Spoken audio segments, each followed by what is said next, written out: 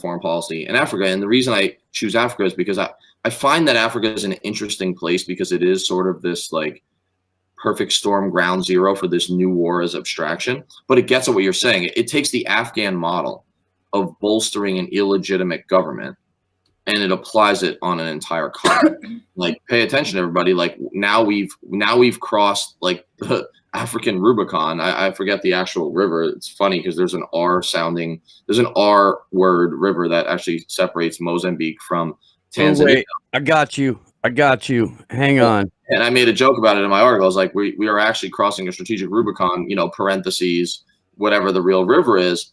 And it divide, the point I'm making is we're now going into the one part of Africa we never put troops in, which is Southern Africa. Don't get me wrong. We had CIA messing around in Angola, making sure that apartheid was going on forever because we love apartheid because, well, we are an apartheid state. So why wouldn't we support it elsewhere? Like, we're into that.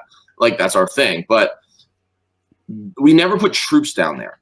The rule of thumb was the American military can go anywhere it wants, but for some reason, and there are reasons, but for some reason, we don't go south of the Congo. We don't put troops down there. We might send some of our mercenaries. We might send our intelligence agents. We didn't send troops. Well, we just did that, and it wasn't even a real story. I mean, it got an article in all the major papers. Hey, we're sending a Green Beret team. But the way it was covered was, oh, ISIS is down there, uncritical. Like, no look at whether they're really ISIS. And then the second thing was, look at the way the New York Times reported. I believe what they said was, this is a mission that is modest in scope and scale. I believe that was the direct quote from the New York Times. That's a very powerfully offhanded, right? Like the breeziness and confidence with which they said that is belied by the fact that they don't understand what a Green Beret team really is. They don't understand the local context. They don't understand how big a deal it is to put troops in Southern Africa, because that's like the one place we don't put troops. We do now. And again, why is northern Mozambique having a rebellion? Well, it's the reason that Africa always has rebellions, which is that line from Blood Diamond, which is that every time that oil or diamonds or any precious natural resource is found under the feet of Africans, the locals die in massive numbers, right? That's the old formula. And it was kind of mentioned in that movie in a quote. It's true. What happened is they found a large deposit of rubies in, I believe, liquid natural gas about a decade ago, maybe the largest deposit in the world off the coast. And then it's always been an ivory trafficking site and blah, blah, blah. They've got a lot of shit there that people want in the West. The government, corrupt, basically one-party state, used to be revolutionary, fought a very brave and important Pan-African rebellion against the Portuguese and then against Rhodesia and South African proxies, has gone a little Animal Farm, right? Like, the pigs are walking on two legs. And the people in the area are not getting that wealth. And so in a rebellion forms, it gets an Islamist inflection because there happens to be Muslims up there. And as we know, in rebellions, sort of like sociopaths and the worst among us rise to the top, right? That's what happens. I mean, it's like the movie The Postman with Kevin Costner, the warlord who's like, you know what I did before the revolution? Like, I sold copy machines or something. Like, that's how it works, though. The point is, the government we're bolstering, this is a government that is so awful that not only has Amnesty International done a report that says their security forces are murdering people, extrajudicial killing, murdering villagers, but look, sometimes an individual decision, a discrete decision that like a person or a government makes is instructive in a broader sense. They not only hired Russian Wagner Group mercenaries. When that didn't work out, they hired South African and Rhodesian ex-apartheid white soldiers who were in late middle age to fight their battle for them. The guys that tried to sabotage their independence. That's the kind of government this is. And then when that didn't work, they said, hey, America, you want to send us a Green Beret team? That's pretty bad. You know what's worse? They said, Portugal, send us 60 Special Forces commandos. Hey, Portugal, it's been a while since you were here, but if memory serves, you were pretty good at coming in militarily and murdering people, specifically in this neighborhood. So we were wondering if in your genetic memory, you had it in you to come back and slaughter again. Amazing. That they would bring the Portuguese back. People don't really know the history, but Portugal was the first colonizer and the last colonizer, right? The first and the last colonies in Africa were Portuguese. 500. Which geographically makes a hell of a lot of sense, but people don't even know where the fuck Portugal is. Right. Yeah. And they're like, hey, come on back. Let bygones be bygones. We want to profit from the liquid natural gas under the soil of our, kind of disenfranchised northern Muslim population, and we would like to steal that stuff, but they're rebelling against that stealing, so we need you to come in as the former colonists. Dude, it's enough to make you want to almost root for the rebels if they weren't beheading children. Yeah, Do you know what I mean? and also probably funded by the CIA. Right. Yeah. Like if they were acting a little, like, I'm not saying they were perfect, but if they were fighting basically like the IRA, I'd be wearing fucking Mozambique rebel t-shirts. Like, I'd be on their side. You know what I mean? And Yeah, I feel that. like I'm getting myself in trouble. Like, obviously I'm being a little flip, but seriously though, if the government in Maputo is bringing back the ex-colonizer that only left in 1975, Captain and Tennille were on the radio. You could still hear that on 106.7 Light FM in New York. Like, this is not that long ago. They were still an actual colony of the Portuguese. Yeah. America supporting it, of course, and apartheid. And it's like, now the fact that they would bring the Portuguese back, along with the white South African mercenaries and the white Rhodesian mercenaries and the Russian mercenaries and the American Green Beret team that, let's be clear, the all-volunteer force is largely mercenary, that is obscene. It is obscene. And it speaks to what you're mentioning, which is we don't fight the foundational problem. We fight the symptoms, just like Western medicine. Yeah. Yeah, I mean, and really, you're welcome to steal that analogy, by the way, Danny. I look forward to seeing it in your book. No, but I do want you to come on when the history book comes out in June, though, to go through that. That'll be fun as fuck. I had something. God damn it! What was it? While you're looking for that, thank you. I did also want to bring up something that Ronnie Omelets in the chat brought up as well. He said, by the way, the whole Tanzanian government died of COVID right after they decided to tax mining companies. So yeah, that's after their president disappeared for 2 months, only to reappear as mysteriously to drop dead of a heart attack. Let's put heart attack in extra quotes. Yeah.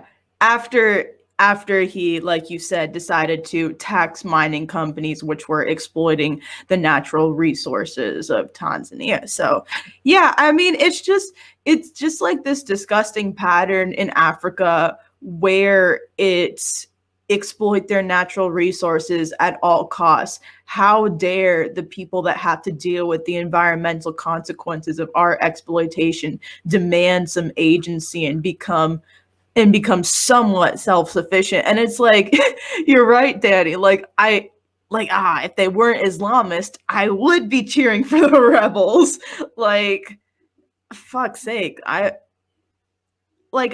definitely sympathize with them, and I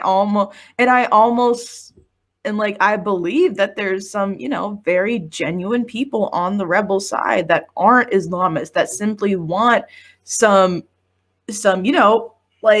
sovereignty over the land that they live on, and don't want some abstract, faraway mining company to be exploiting their land.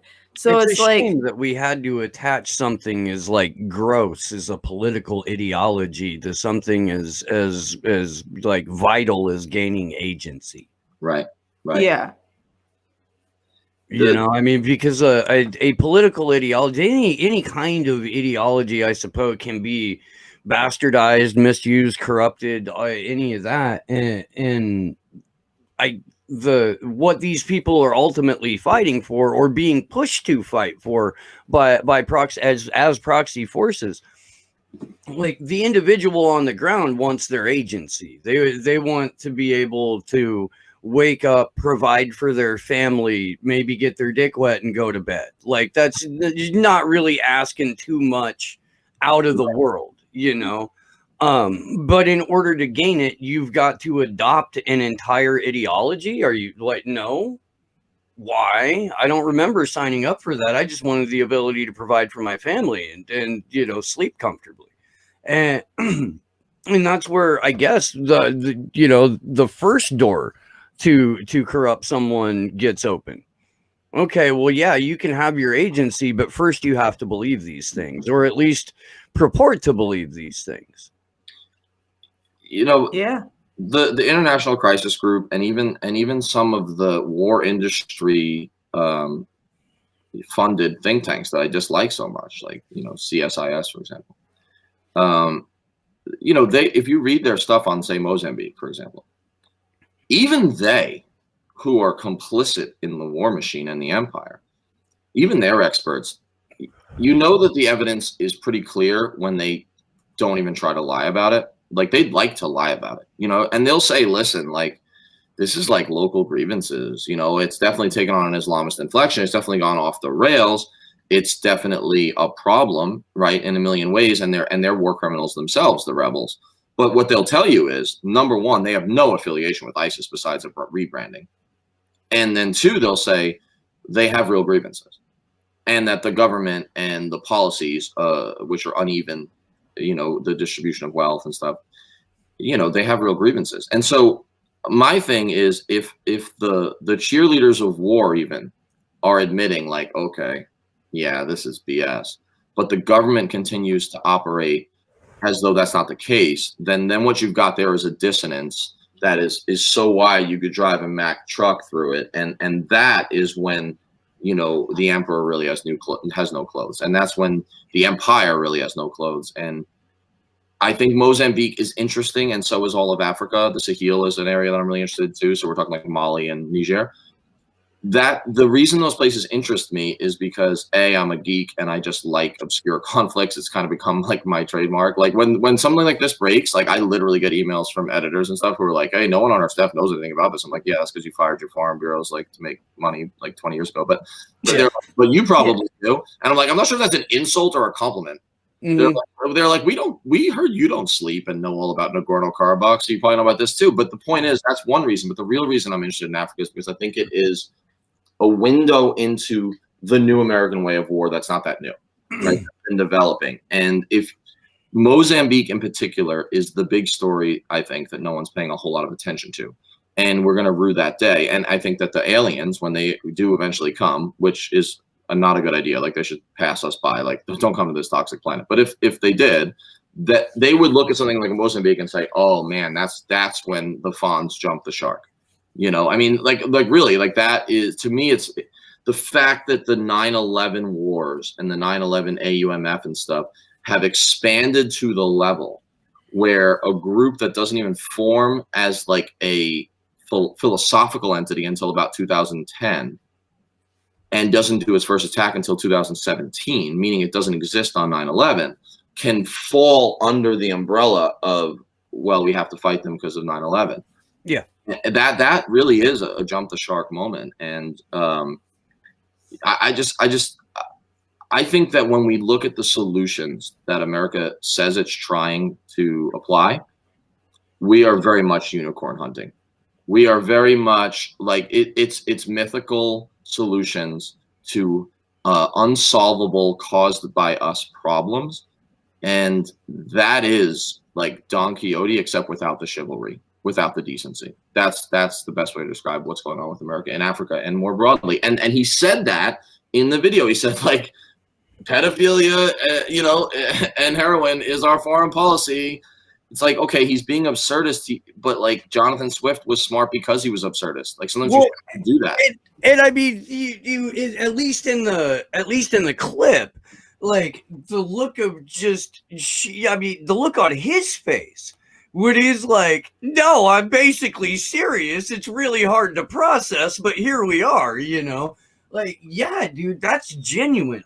When I try to talk to people about our foreign policy and reduce it to its most like absurd but base level, it's a lot like that. It is like our foreign policy is built on the acquisition of natural resources and the subjugation of the people that live on top of those natural resources, and by however means it takes to keep those people subjugated. And rinse and repeat. It makes, when I look at Africa and when I look at Mozambique, and what's driving this, it almost makes you, you know, it makes you be like, oh, maybe Marx was right. I mean, it really, you know, and I don't, subscribe generally to a pure economic determinism, but I do think that there's a large portion of that in every conflict. But I don't believe in determinism in general. So I'm usually like, well, there's other factors. It's not just like resource extraction. But when you look at Africa, it feels that way. I mean, when you look at, okay, why do we care about Niger? Why does France care so much about Niger? This desert, largely desert nation that no one can pronounce, and it's a really uncomfortable mispronouncement, kids. Like, why did 4 Americans die there? Why do we have 3 drone bases there? 1 operated by the CIA, 2 operated by the military. Why is that? Why are we doing that to back up France's neo-imperial adventures? Could it be that Niger provides almost all of the uranium that France needs in order to maintain an independent nuclear deterrent, which is part of why they're able to pretend that they're still a great power? Could it have something to do with that? Could the reason that Mozambique matters now be that the Cabo Delgado province, where this rebellion is happening, happens to sit on the largest newly founded deposit of liquid natural gas, and that the following countries have massive investments there? France's total, or it's probably got a French pronouncement, energy company has a $66 billion investment. It's the largest liquid natural gas existing project in the world today. It's in Cabo Delgado. Who else is there? 3 American oil companies, Japanese oil company, a Malaysian oil company, British EP. I'm missing some Italians. The Italians are in. They don't have a tortured, history in Africa. Like asking you. Like, this is important. Like, it's a wretched reunion party for the colonists, and it's based on natural gas, and it makes you want to be a straight up Marxist about it. And it's more than that. It's the new Cold War. But what's driving the new Cold War? Well, there's a Chinese company that's there too, trying to invest. Here we go. with all of that going on, Danny, there's the digital recolonization of the global South that's taking place too, that Facebook is like spearheading. Yeah, they're trying to. Are you familiar with Cory Morningstar's work, Danny? I am some, yeah. In fact, I put onto it by one of my fellows over at EMN. I mean, it's really. She's done amazing work on like the 4th Industrial Revolution and how it's providing grounds for a new type and continued usual exploitation of the global South. Yeah, I'll send you her stuff on the recolonization. I think it's so important. Yeah, it'll make you want to scream, but it's a very necessary read. But one of the things she covers in her article is Facebook's To Africa initiative, which includes a giant subsea cable encircling the entire continent of Africa.